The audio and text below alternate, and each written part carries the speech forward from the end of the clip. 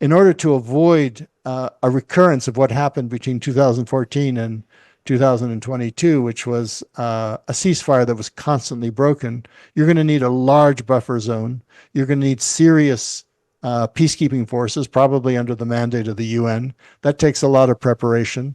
If you have Chinese peacekeeping troops in there, for example, it will make sure that Russia is much less likely to break the ceasefire, or at least to go into that zone. So it's going to take a lot of work. War, I mean, as difficult as war is, peace is often easily as challenging. In the Times this evening, a former four-star general has claimed that the West is facing its greatest peril since World War II.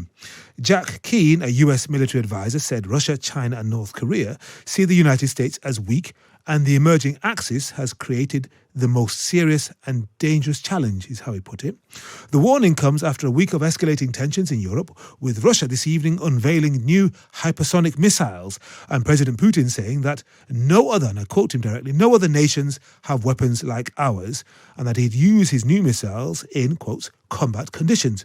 So how can we de-escalate this threat? What efforts will it take behind the scenes to bring about peace? Let's talk to William Ury, co-founder of Harvard's program on negotiation and the co-author of Getting to Yes and Possible: How We Survive and Thrive in an Age of Conflict. Well, William, this really is an age of conflict, isn't it? Just how serious would you say it is? It is. I've never seen so much, so many kind of conflicts intersecting, whether it's the Middle East or Ukraine, or as you mentioned, U.S. China, dealing with Iran. I mean, it's North Korea.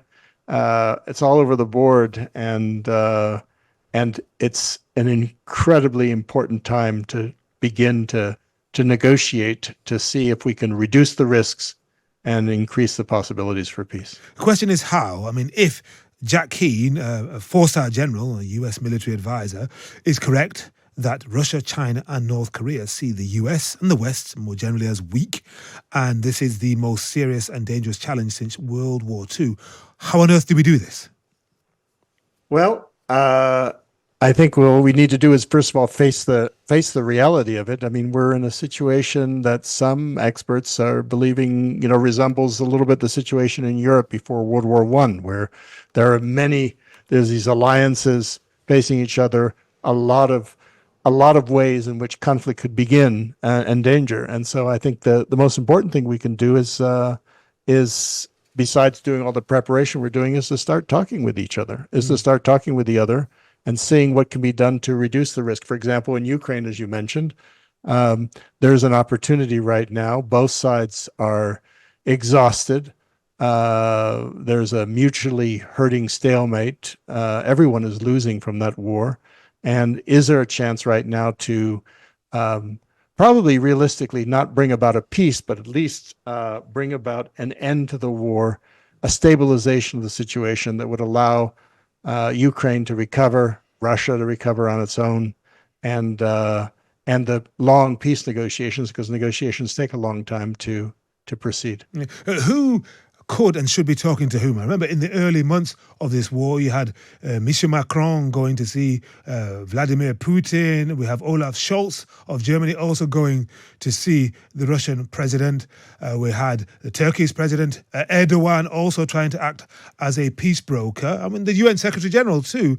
We don't see that kind of activity now. What do you think is happening behind the scenes?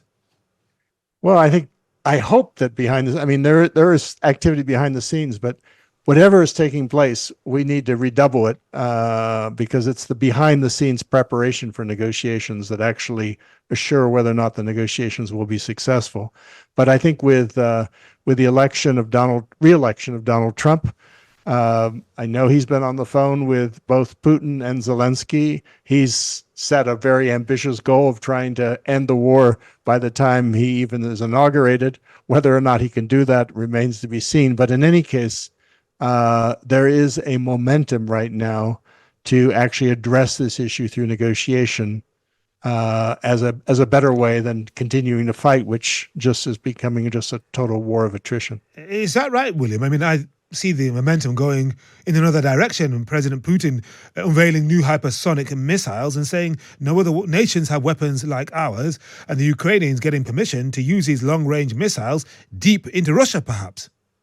Yep, the danger is going up for sure, Henry. But you often see this just before peace negotiations begin, as both sides are angling to establish the best position, to be in the strongest position for the negotiation. So it's not uncommon that in these kinds of war situations you see an upping of an escalation before there's a de-escalation. And at what level will the talks be taking place? You mentioned President-elect Trump getting on the phone to Zelensky and Putin, but he's not president yet.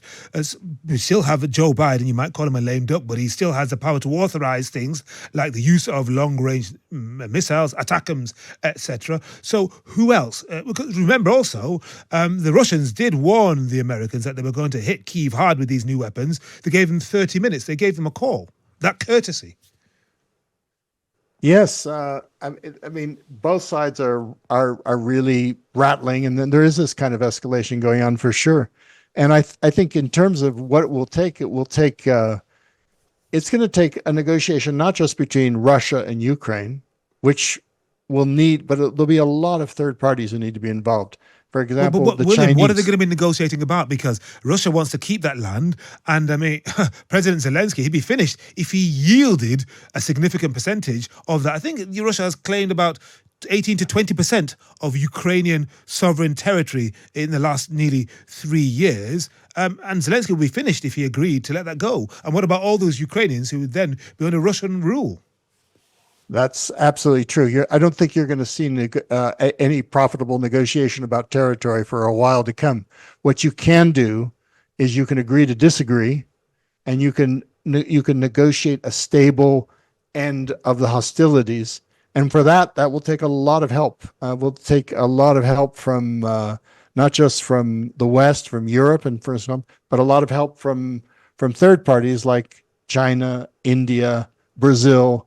It's going to take, in order to avoid a recurrence of what happened between 2014 and 2022, which was a ceasefire that was constantly broken. You're going to need a large buffer zone. You're going to need serious peacekeeping forces, probably under the mandate of the UN. That takes a lot of preparation.